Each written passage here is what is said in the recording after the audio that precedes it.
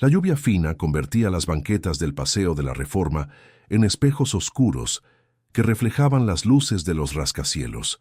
Andrés Montemayor salió del edificio corporativo ajustando el nudo de la corbata italiana, sus zapatos de piel legítima pisando firme en el suelo mojado. A los 43 años, era dueño de un imperio inmobiliario valuado en miles de millones, un hombre que nunca miraba hacia abajo, siempre hacia arriba, calculando su próximo movimiento. Pero en aquella noche de viernes, algo lo hizo detenerse.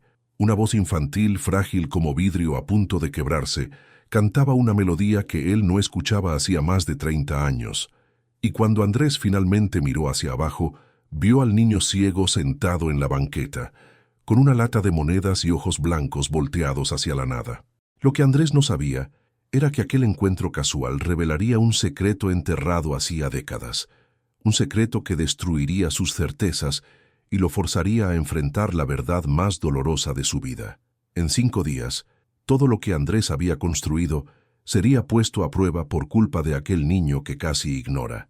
Antes de continuar, suscríbete aquí al canal para recibir siempre historias emocionantes y especiales como esta. Ahora vamos a conocer la historia completa de Andrés y el pequeño Gabriel. Andrés Montemayor despertaba todos los días a las 5 de la mañana en su departamento triplex en Polanco, con vista panorámica a la Ciudad de México. La alarma nunca necesitaba sonar. Su reloj biológico estaba programado para el éxito. Se levantaba de la cama king size con sábanas egipcias de 1000 hilos, calzaba chancletas de piel y caminaba hasta la ventana del 25º piso. Desde allá arriba, la Ciudad de México parecía un tablero de ajedrez, donde él siempre estaba 10 jugadas por delante. Físicamente, Andrés era la imagen del ejecutivo exitoso. Alto, 1,85 m, hombros anchos mantenidos por entrenamientos diarios con entrenador personal. Cabellos negros empezando a encanecer en las sienes, lo que apenas añadía un aire de distinción. Ojos oscuros, penetrantes, que hacían que la gente desviara la mirada en reuniones. Mandíbula cuadrada siempre bien afeitada.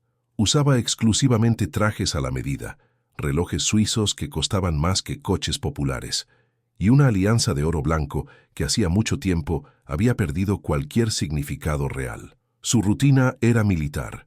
5:30, gimnasio privado en el propio edificio. 6:45, ducha, desayuno con claras de huevo y frutas orgánicas preparadas por la gobernanta.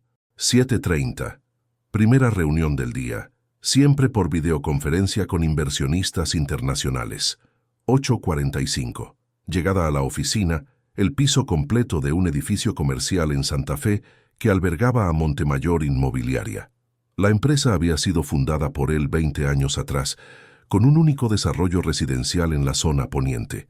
Hoy tenía proyectos repartidos en 12 estados de México y se estaba expandiendo a Portugal y Miami. Edificios de alto estándar, condominios de lujo, centros comerciales. Todo llevaba la firma Montemayor, sinónimo de exclusividad y estatus, pero el éxito tenía su precio. Andrés estaba casado hacía 15 años con Mariana, una abogada fiscalista que conoció en un evento corporativo. El matrimonio había empezado con pasión, pero se enfrió rápidamente para convertirse en una sociedad conveniente. Ella cuidaba su imagen social. Él proveía el estilo de vida lujoso. Dormían en cuartos separados hacía 5 años. Conversaban apenas sobre logística, eventos, viajes, compromisos sociales. No tenían hijos. Al inicio era porque ambos estaban enfocados en sus carreras. Después, porque ya no se tocaban más.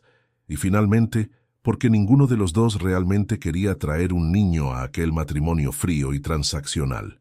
Andrés nunca lo admitió en voz alta, pero sentía el vacío. Veía a colegas con sus familias y sentía una punzada de algo que no podía nombrar. ¿Envidia? ¿Arrepentimiento? Empujaba esos sentimientos al fondo de su mente y se sumergía de vuelta en el trabajo. El trabajo era su única constante. Era donde se sentía en control, donde sus esfuerzos generaban resultados tangibles. Cerraba negocios de decenas de millones como quien compra pan. Despedía empleados sin pestañear. Destruía competidores con maniobras legales despiadadas. Era admirado y temido en igual medida en el mercado inmobiliario. Pero nadie conocía al Andrés de 30 años atrás, el niño pobre de una colonia popular en Iztapalapa, una de las regiones más violentas de la Ciudad de México, hijo de doña Rosa, empleada doméstica que crió 3 hijos sola después de que su marido los abandonara. Andrés era el del medio, entre Cristina, 2 años mayor, y Rafael, 5 años menor. Crecieron en una casa de 3 cuartos con paredes de bloc sin repello y techo que goteaba cuando llovía fuerte. Dividían un baño minúsculo. Dormían 3 en un cuarto. Comían lo que doña Rosa conseguía traer de las casas donde trabajaba. No era hambre, pero era escasez constante. Era calcular si alcanzaba para comprar cuaderno o zapatos. Nunca los dos. Andrés odiaba aquella vida con cada fibra de su ser. Odiaba ver a su madre llegar tarde por la noche con los pies hinchados. Odiaba la ropa donada que usaba en la escuela. Odiaba que Cristina tuviera que trabajar a los 15 años en vez de estudiar. Pero sobre todo, odiaba que Rafael, el menor, hubiera nacido con una enfermedad degenerativa en la retina que lo dejaría completamente ciego antes de los 10 años. Rafael era dulce, gentil, siempre sonriendo a pesar de la oscuridad que avanzaba día tras día. Tenía un don natural para la música, cantaba con una voz de ángel que hacía que los vecinos se detuvieran a escuchar. Doña Rosa trabajaba el doble para pagar tratamientos, pero los doctores fueron claros, era progresivo e irreversible. Rafael quedaría ciego, y no había nada que pudieran hacer. Andrés tenía 17 años cuando todo se derrumbó. Doña Rosa se sintió mal en el trabajo, llevada de urgencia al hospital. Derrame cerebral. Estuvo 3 días en terapia intensiva antes de partir, dejando 3 huérfanos sin ninguna estructura familiar. Cristina, con 19, asumió la custodia de sus hermanos, pero apenas podía mantenerse a sí misma. Fue ahí cuando Andrés tomó la decisión que lo perseguiría el resto de su vida. Había conseguido una beca integral en una universidad privada para ingeniería civil, su boleto de salida de aquella vida, pero aceptar significaría abandonar a sus hermanos. Cristina no podría cuidar de Rafael sola, especialmente cuando él perdiera completamente la vista. «Yo me quedo aquí», Cristina le dijo, lágrimas corriendo. «Tú vas, estudias, construyes una vida mejor. Es lo que mamá hubiera querido». «¿Y Rafael?», Andrés preguntó, mirando a su hermano de 12 años que ya solo veía bultos. «Yo lo cuido», Cristina prometió, aunque ambos supieran que era una promesa casi imposible de cumplir. Andrés aceptó la beca. Se mudó a una pensión cerca de la universidad. Trabajaba de día y estudiaba de noche. Mandaba algo de dinero cuando podía, llamaba una vez por semana. Pero la culpa era un peso que cargaba constantemente. 2 años después, Cristina llamó. Rafael se había escapado de casa. Estaba pasando por una fase rebelde, revoltoso con la ceguera, peleando constantemente. Salió una noche y no regresó. Cristina buscó durante semanas, registró una denuncia policial, repartió volantes. Nada. Andrés volvió para ayudar en las búsquedas. Recorrieron albergues, hospitales, delegaciones, pero Rafael tenía 14 años y conocía las calles. Si no quería ser encontrado, no lo sería. Después de 2 meses, Andrés volvió a la facultad. Se dijo a sí mismo que Rafael aparecería, que era solo una fase. Cristina continuó buscando por 6 meses más, antes de darse por vencida, destruida por el dolor. Andrés se enterró en los estudios con ferocidad renovada. Se graduó en tiempo récord, empezó a trabajar en una constructora grande, ahorró cada centavo. En 5 años abrió su propia empresa. En 10 era millonario. En 20, multimillonario. Cristina se casó y se mudó al interior del Estado de México, cortando lazos con el pasado. Se hablaban quizás 2 veces al año, conversaciones superficiales que evitaban cuidadosamente mencionar a Rafael. Era como si el hermano menor nunca hubiera existido. Andrés se convenció de que Rafael estaba bien en algún lugar. Tal vez había encontrado una institución para ciegos, tal vez vivía con alguna familia que lo había acogido. Era más fácil creer eso que enfrentar las alternativas más sombrías. Y con el tiempo, los recuerdos fueron quedando más distantes, más fáciles de ignorar. Hasta aquel viernes lluvioso, Andrés salía de una reunión particularmente tensa con inversionistas japoneses. El negocio se había cerrado, claro, Él siempre cerraba, pero estaba mentalmente exhausto. La lluvia fina caía persistente, haciendo que la gente se apresurara por las banquetas bajo sombrillas coloridas. Estaba a punto de entrar al coche cuando escuchó la voz, una voz infantil, desafinada pero llena de sentimiento, cantando. Andrés se congeló. Era la canción que doña Rosa cantaba para hacerlos dormir cuando eran pequeños, una canción de cuna antigua que ella aprendió de su propia madre. Andrés no escuchaba aquella melodía desde hacía 30 años. Se volteó, buscando el origen del sonido, y entonces lo vio. Un niño de quizás 9 o 10 años, sentado en el suelo mojado recargado en la pared del edificio, ropa vieja y sucia, pies descalzos a pesar del frío, cabellos oscuros desgreñados, y los ojos que miraban al frente pero no veían nada, cubiertos por aquella película blanquecina, característica de la ceguera avanzada. El niño cantaba la canción de cuna con los ojos cerrados, una expresión de paz en su rostro sucio. Al frente, una lata de aluminio abollada con algunas monedas. A su lado, un pedazo de cartón donde alguien había escrito con pluma: «Soy ciego. Por favor, ayude». Andrés sintió algo extraño en el pecho. El niño no se parecía a Rafael. Era más joven, tenía rasgos diferentes. Pero había algo. La manera en que inclinaba la cabeza, el modo en que sus dedos tamborileaban en el suelo al ritmo de la música. Pequeños gestos que arrancaron recuerdos que Andrés mantenía encerrados. Se acercó sacando la cartera. Solo tenía billetes de 100. Tomó uno y lo puso en la lata. El sonido diferente al de las monedas hizo que el niño dejara de cantar. «Muchas gracias, señor». La voz era educada, sorprendentemente articulada. «Dios lo bendiga». «¿Cómo conoces esa canción?», Andrés preguntó antes de poder contenerse. El niño sonrió, revelando dientes desiguales. «Mi papá me la enseñó. Él decía que su abuela la cantaba». «¿Tu papá?». Andrés tragó en seco. «¿Dónde está?». La sonrisa desapareció. «Él falleció, señor. Hace 2 meses. Lo siento mucho». Andrés se arrodilló, sin importarle que la rodilla del pantalón caro tocara el suelo mojado. «¿Cuál es tu nombre?». «Gabriel, señor». «Gabriel Méndez». «Gabriel», Andrés repitió. «¿Vives en la calle?». El niño asintió. «Desde que mi papá se fue. Él me cuidaba, ¿sabe? Pero entonces se enfermó. Y ahora no hay nadie más». «¿No tienes familia?». «¿Nadie?». «Tenía una tía, pero ella dijo que no puede cuidar a un niño ciego.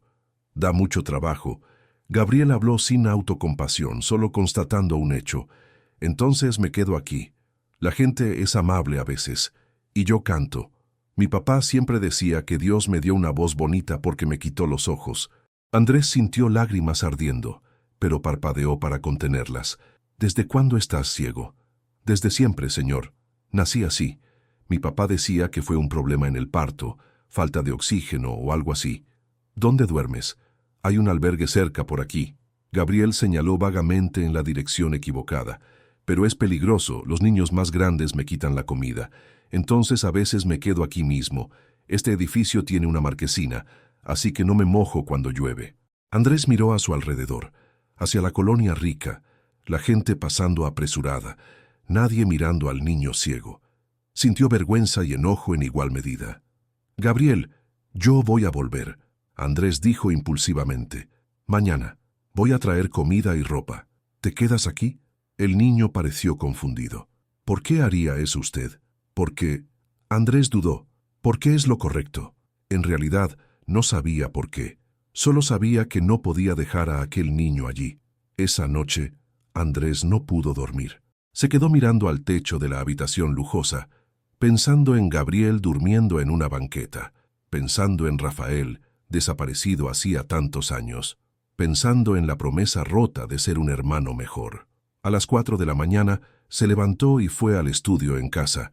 Abrió un cajón cerrado con llave donde guardaba documentos antiguos. En el fondo encontró lo que buscaba, una foto descolorida de cuando eran niños. Él, Cristina y Rafael, abrazados, sonriendo a pesar de la ropa sencilla. Rafael aún podía ver en esa época, aunque ya usaba lentes gruesos. Andrés sostuvo la foto con manos temblorosas. Rafael tendría 38 años ahora. ¿Sería posible que Gabriel fuera...? No. Era estadísticamente improbable. Miles de niños ciegos vivían en las calles, y Rafael se había escapado a los 14 años. No había tenido tiempo de tener un hijo, pero la música, aquella música específica, ¿cómo la conocía Gabriel? El sábado por la mañana, Andrés canceló el partido de golf con clientes importantes. Mariana frunció el ceño, pero no comentó. Llenó bolsas con comida del supermercado más cercano. Compró ropa infantil, una cobija gruesa, tenis nuevos. Volvió al edificio donde encontró a Gabriel. El niño estaba en el mismo lugar, cantando una canción diferente ahora. Su voz resonaba en la banqueta vacía del fin de semana. Gabriel. Andrés lo llamó. El niño volteó la cabeza hacia la dirección de la voz, formándose una sonrisa. «Señor, volvió. Te prometí que volvería». Andrés le entregó las bolsas. «Traje algunas cosas para ti». Gabriel palpó las bolsas con manos ansiosas, sintiendo el contenido. «¿Es comida? ¿De verdad? ¿Y ropa? Todo para ti». El niño abrazó las bolsas contra su pecho y empezó a llorar. Andrés sintió que el corazón se le partía. Se sentó al lado de Gabriel, sin importarle el traje caro. Pasaron horas conversando. Gabriel contó sobre su padre, un hombre llamado Rafael Méndez, que tocaba la guitarra en las calles para mantener a su hijo. Contó cómo su padre siempre fue gentil, siempre lo protegió, siempre hizo lo posible para que Gabriel se sintiera amado a pesar de las dificultades. Andrés escuchó con creciente tensión. Rafael. El nombre era común, podía ser coincidencia, pero necesitaba estar seguro. Gabriel, ¿tu papá mencionó alguna vez de dónde era? ¿Familia? El niño pensó. No le gustaba hablar del pasado, pero una vez me contó que tenía un hermano que se hizo ingeniero y se olvidó de él. Andrés sintió que el mundo se detenía. No, no era posible. Ese hermano tenía nombre. Andrés. Gabriel dijo simplemente. Mi papá me dijo que casi me puso ese nombre, pero no quiso porque le dolía mucho recordar. Pero antes de continuar y descubrir el desenlace de esta historia emocionante, deja tu like aquí en el video.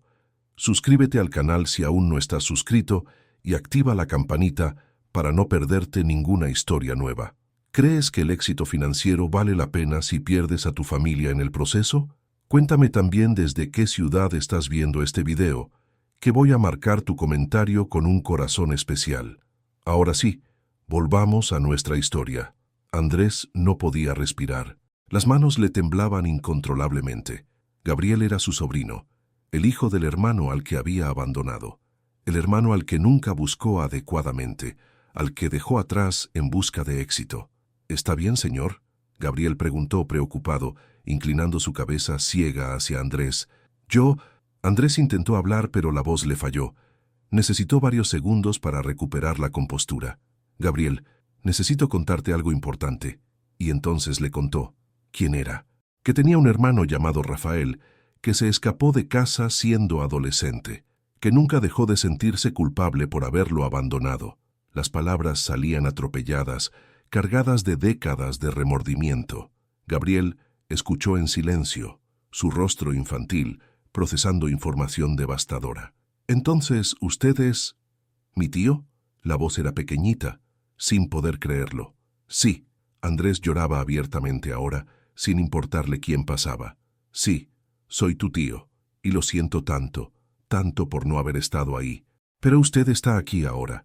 Gabriel extendió su manita, encontrando el rostro de Andrés sintiendo las lágrimas. «Mi papá siempre decía que nunca es tarde para hacer lo correcto. Tu papá era mucho más sabio que yo». Andrés sostuvo aquella mano como si fuera la cosa más preciosa del mundo. En los días siguientes, Andrés movió cielo y tierra. Contrató a los mejores abogados para tramitar la custodia de Gabriel.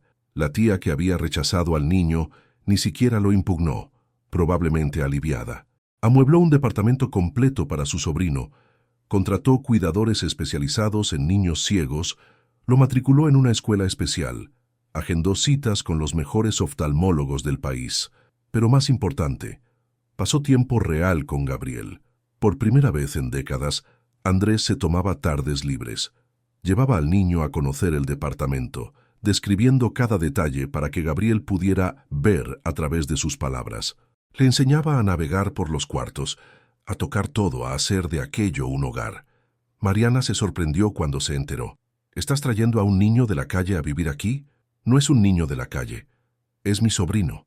Andrés respondió con una firmeza que nunca había usado con su esposa. Y va a vivir aquí, te guste o no. El matrimonio, ya frágil, empezó a resquebrajarse del todo. Mariana no quería aquella complicación en su vida perfecta. Empezó a dormir en casa de sus padres, yendo solo a recoger ropa. Andrés se dio cuenta de que no le importaba. Por primera vez en años, tenía algo más importante que las apariencias sociales y las conveniencias. Gabriel transformó la vida de Andrés de maneras que el multimillonario nunca imaginó.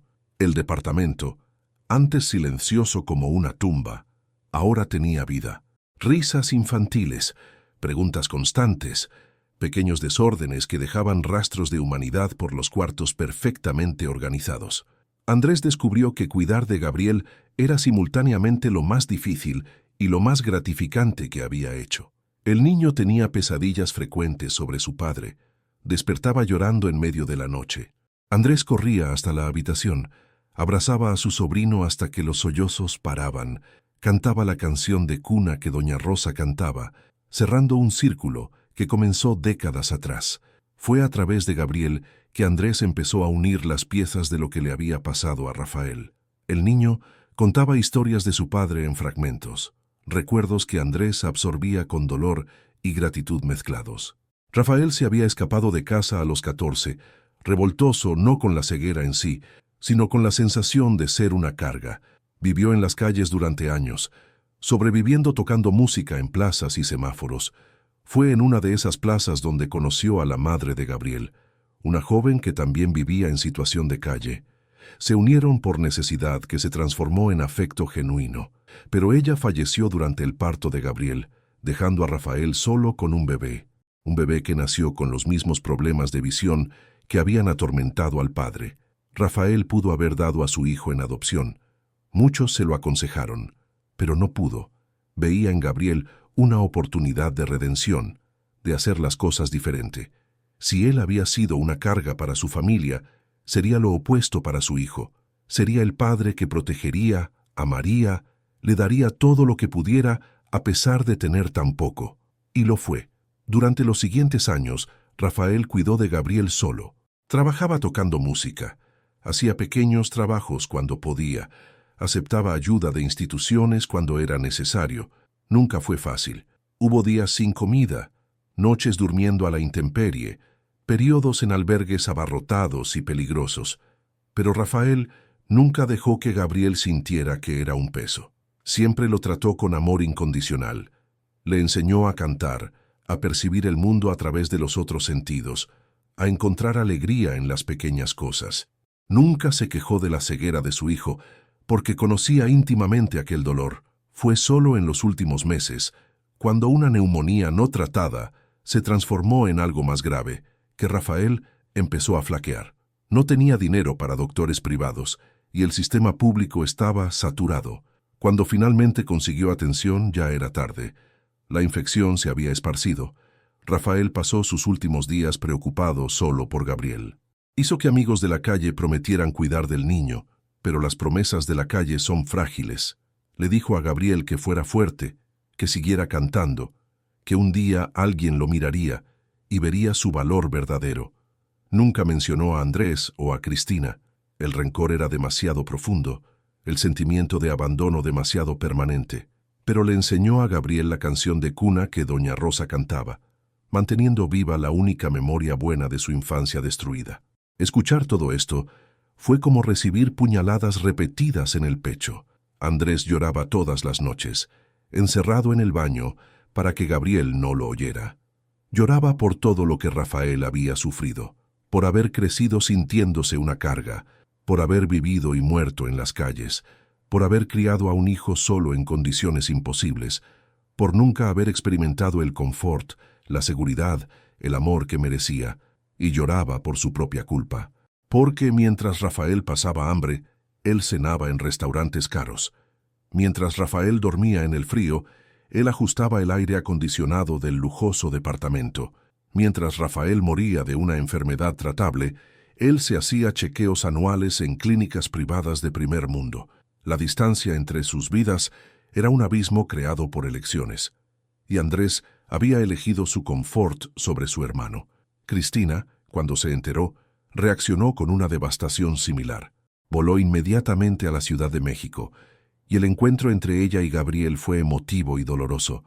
Ella vio tanto de Rafael en el niño, los gestos, la sonrisa, la dulzura fundamental, que apenas podía soportarlo. Fallé con él. Cristina sollozaba en los brazos de Andrés. Era mi responsabilidad cuidarlo y fallé. Fallamos. Andrés corrigió. Yo también. Huí. Elegí mi vida sobre la de él. Pasaron días procesando, conversando, recordando. Gabriel escuchaba las historias sobre el padre que nunca conoció completamente, sobre el niño alegre al que le gustaba jugar fútbol, aunque perdiera la vista, sobre el adolescente que tocaba la guitarra en el patio, haciendo que los vecinos se pararan a escuchar, sobre el hermano que ellos amaban, pero no supieron salvar. Y Gabriel, con la sabiduría extraña de los niños que maduran demasiado pronto, dijo algo que marcó a ambos para siempre. Mi papá me decía que el perdón libera más a quien perdona que a quien es perdonado. Creo que él ya los había perdonado. Ahora ustedes necesitan perdonarse a sí mismos. ¿Pero cómo?, Andrés preguntó. ¿Cómo me perdono por abandonarlo? ¿Por dejarlo morir solo? Haciendo las cosas diferente. Gabriel sostuvo la mano de su tío. Papá siempre decía, no podemos cambiar el pasado, pero podemos honrarlo en el presente. Y Andrés lo intentó. Dios, ¿cómo lo intentó? Se dedicó a Gabriel con una intensidad que nunca había dedicado a nada aparte del trabajo. Aprendió braille para poder leerle a su sobrino. Contrató maestros de música para desarrollar el talento natural que Gabriel heredó de su padre. Lo llevó a todos los especialistas posibles para evaluar si había alguna posibilidad de recuperar la vista. La respuesta fue no. La ceguera de Gabriel era irreversible, resultado de un daño cerebral durante el nacimiento. Pero los doctores enfatizaron que con el apoyo correcto, Gabriel podría tener una vida plena e independiente. Andrés se aseguró de que tuviera todo el apoyo imaginable. La mejor educación especial, tecnología asistiva de punta, terapias ocupacionales, pero principalmente, amor incondicional y presencia constante. El proceso no fue fácil. Gabriel tenía traumas profundos de sus meses viviendo en las calles. Tenía miedo a la escasez. Guardaba comida debajo de la cama aunque Andrés le asegurara que siempre habría más. Tenía miedo al abandono. Entraba en pánico cuando Andrés salía por mucho tiempo. Tenía vergüenza de su ceguera. Escondía su rostro cuando había visitas. Andrés trabajó con psicólogos especializados para ayudar a Gabriel a procesar todo. Pero la mayor cura venía del tiempo y la consistencia, de que Andrés siempre estuviera ahí, de que nunca fallara en sus promesas, de mostrarle día tras día que Gabriel era amado no a pesar de su ceguera, sino simplemente porque era Gabriel. Pasaron meses. El proceso de divorcio con Mariana se finalizó. Ella se quedó con el departamento en Polanco. Él compró una casa más pequeña pero más acogedora en una colonia tranquila, una casa con patio donde Gabriel pudiera explorar con seguridad, con un cuarto grande lleno de libros en braille e instrumentos musicales. Cristina visitaba frecuentemente y los tres empezaron a construir algo que nunca habían tenido de verdad, una familia funcional. Cenas los domingos donde reían y lloraban juntos. Días festivos pasados no en resorts de lujo, sino en la simplicidad de la compañía mutua. Andrés también cambió profesionalmente. Siguió al frente de su empresa, pero delegó más, trabajó menos horas, priorizó de manera diferente. Usó su riqueza e influencia para crear una fundación en nombre de Rafael Méndez, enfocada en apoyar a personas ciegas en situación de vulnerabilidad. La fundación ofrecía vivienda temporal, entrenamiento laboral, acceso a tecnología asistiva y principalmente dignidad. Andrés visitaba personalmente a los beneficiarios, escuchaba sus historias, veía a Rafael en cada uno de ellos. Era su forma de intentar compensar lo que no hizo por su hermano. Gabriel floreció en ese ambiente de amor y apoyo. Entró a una escuela especializada donde hizo amigos por primera vez en su vida. Descubrió pasión por las matemáticas. Su mente creaba visualizaciones abstractas que no dependían de la vista. Y siguió cantando, su voz desarrollándose con clases de profesores renombrados. Un año después de encontrar a Gabriel, Andrés organizó un concierto especial. Rentó una sala pequeña pero elegante. Invitó a 100 personas, amigos, familia, beneficiarios de la fundación, personas que conocieron a Rafael en las calles. En el centro del escenario, Gabriel cantaría por primera vez para una audiencia real. El niño estaba nervioso. Sus manos temblaban mientras Andrés lo llevaba al micrófono. «Tío, ¿y si se me olvida la letra? ¿Y si a nadie le gusta?» «Imposible». Andrés se arrodilló a su lado. «Tienes la voz de tu papá, Gabriel. Y él tenía el don de tocar corazones. Heredaste eso de él. ¿Crees que estaría orgulloso de mí? Sé que lo estaría». Andrés abrazó a su sobrino. «Y yo estoy tan orgulloso de ti que mi corazón apenas cabe en el pecho». Las luces se apagaron. Un reflector iluminó a Gabriel tan pequeño en aquel escenario. Respiró hondo y empezó a cantar. Era la canción de cuna, la música que doña Rosa cantaba, que Rafael le enseñó a Gabriel, que conectaba 3 generaciones de dolor, amor y supervivencia. La voz de Gabriel llenó el espacio, pura y emotiva. No era técnicamente perfecta, pero estaba cargada de algo más importante: verdad. Cada nota llevaba su historia, la de su padre, la de todos los que sufrieron y persistieron. No había un ojo seco en la audiencia. Andrés lloraba abiertamente, al lado de Cristina, que sostenía su mano con fuerza. Veía a Gabriel ahí, vivo, seguro, amado, y pensaba en Rafael, que nunca tendría esa oportunidad. Pero también pensaba que tal vez, de alguna forma, Rafael estuviera allí, en cada nota que Gabriel cantaba, en cada sonrisa en el rostro del niño, en cada momento de alegría que su sobrino experimentaba.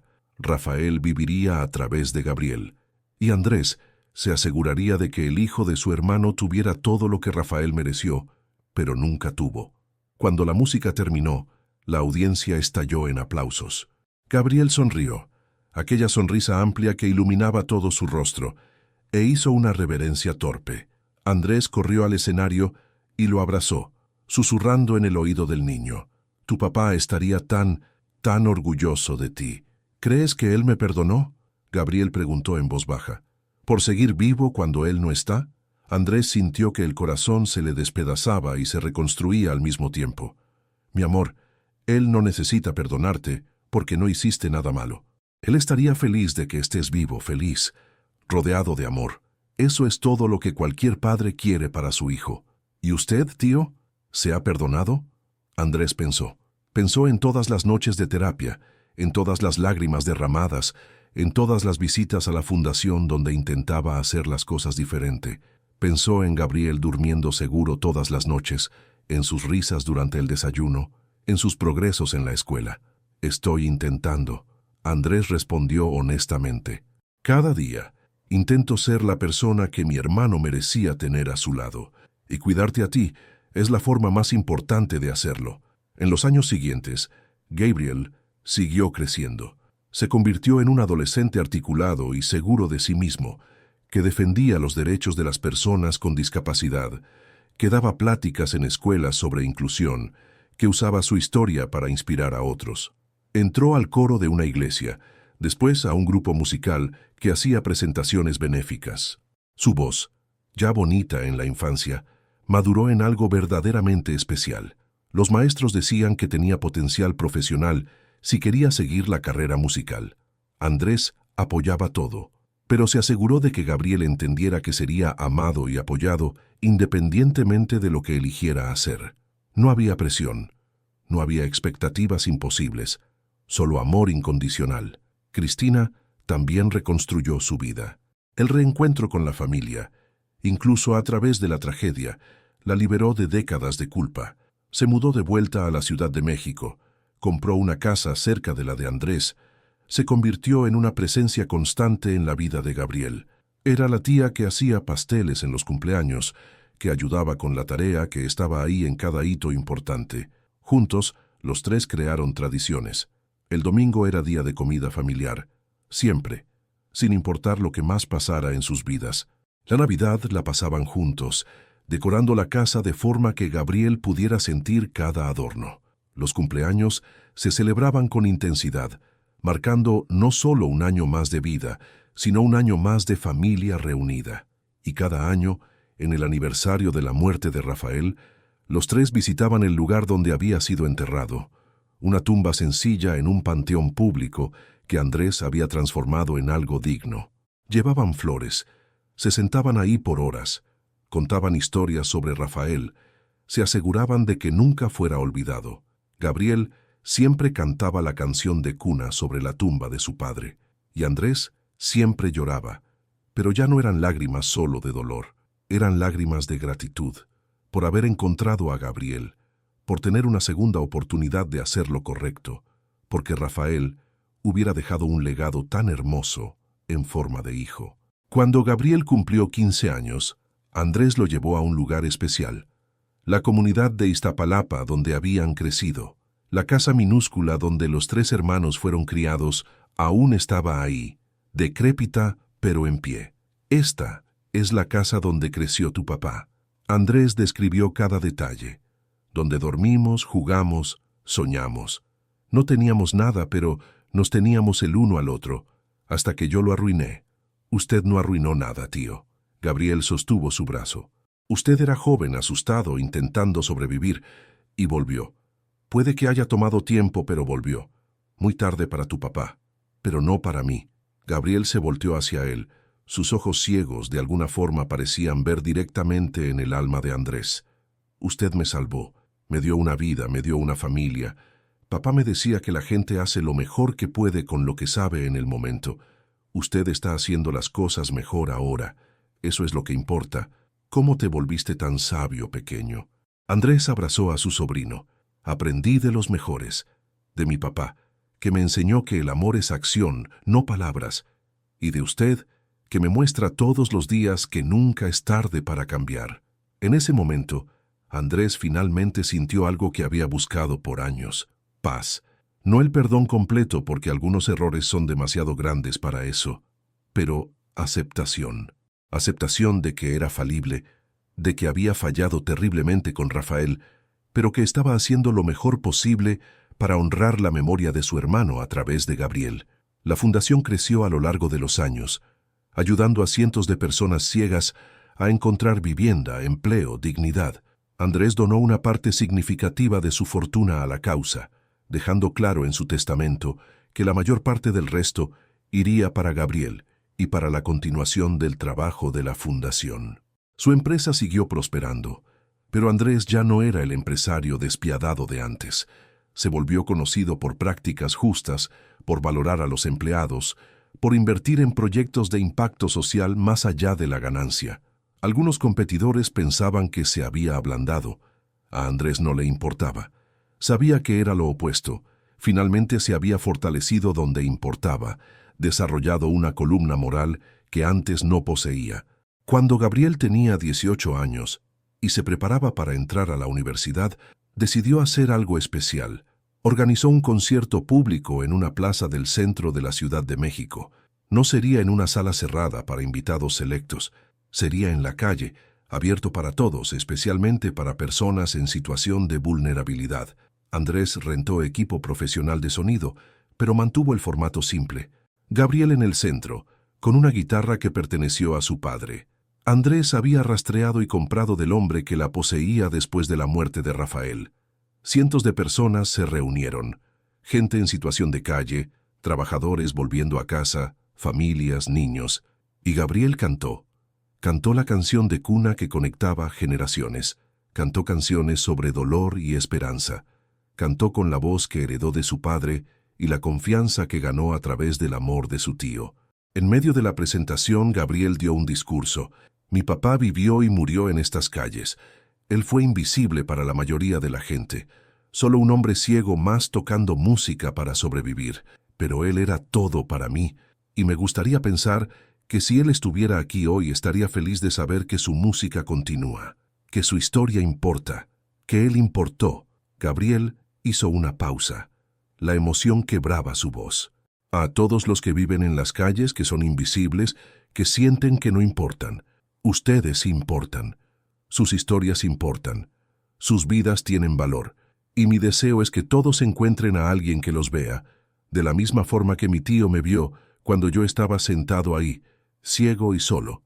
Solo un niño más pidiendo limosna. La multitud estaba en lágrimas. Andrés también, sin ninguna vergüenza.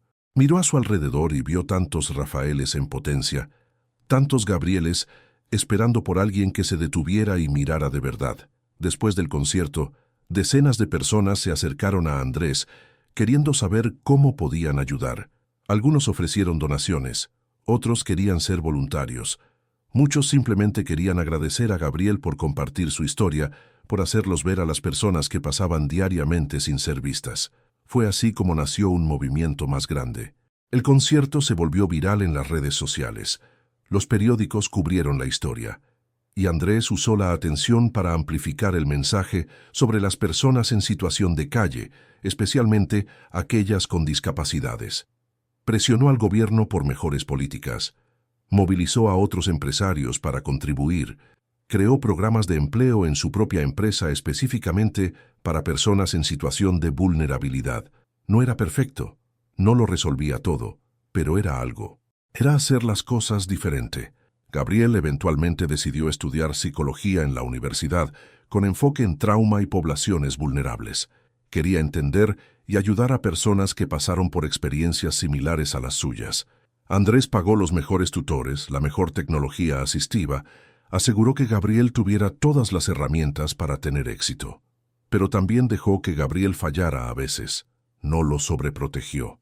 Porque había aprendido que el amor no es crear una burbuja perfecta, es dar apoyo mientras la persona navega un mundo imperfecto.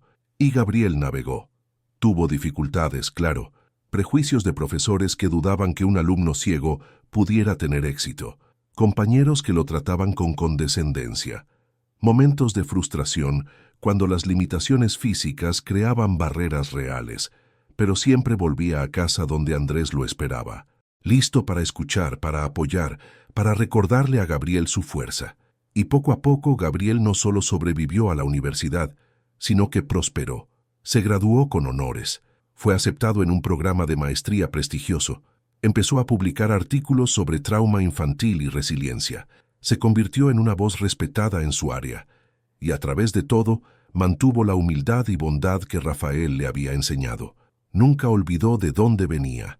Frecuentemente volvía a los albergues y a las calles para hablar con personas en situación similar a la que él estuvo, no como un salvador en un pedestal, sino como alguien que entendía. Andrés lo observaba con un orgullo que trascendía las palabras. Este joven brillante, compasivo y fuerte era el legado de Rafael. Era la prueba de que incluso en circunstancias imposibles, el amor persistente puede crear milagros. Una noche, años después de aquel primer encuentro, Andrés y Gabriel estaban sentados en la terraza de la casa, escuchando los sonidos de la noche. «¿Tío?» Gabriel rompió el silencio cómodo. «¿Puedo preguntarte algo?» «Siempre». «¿Todavía te sientes culpable?» «¿Por mi papá?» Andrés pensó cuidadosamente. «Todos los días. La culpa no desaparece completamente, pero he aprendido a cargarla diferente. Ya no como un peso paralizante, sino como un recordatorio de hacerlo mejor. De nunca más darle la espalda a alguien que me necesita. Creo que mi papá entendería eso». Gabriel sonrió. Él creía en las segundas oportunidades. Decía que cada día es una oportunidad de empezar de nuevo. Tenía razón, y yo empiezo de nuevo cada día, intentando ser el hombre que él merecía como hermano y el tío que tú mereces. Ya lo es. Gabriel sostuvo la mano de Andrés. ¿Y sabe por qué? Porque se quedó. Cuando se puso difícil, cuando yo tenía pesadillas y hacía desastre y era mucho trabajo, usted se quedó. Eso es lo que importa. Andrés lloró, como siempre lloraba cuando Gabriel decía cosas así, pero ahora eran lágrimas buenas, lágrimas de gratitud por esta segunda oportunidad que la vida le había dado. Gracias, Gabriel, por permitirme amarte, por darme un propósito, por salvarme tanto como yo intenté salvarte a ti. Fue usted quien se detuvo ese día. Gabriel respondió. Cientos de personas pasaron por mí en aquella banqueta, pero usted fue el único que se detuvo, el único que vio más allá del niño ciego pidiendo limosna y vio a una persona completa. Eso cambió mi vida. Tú también cambiaste la mía. Andrés abrazó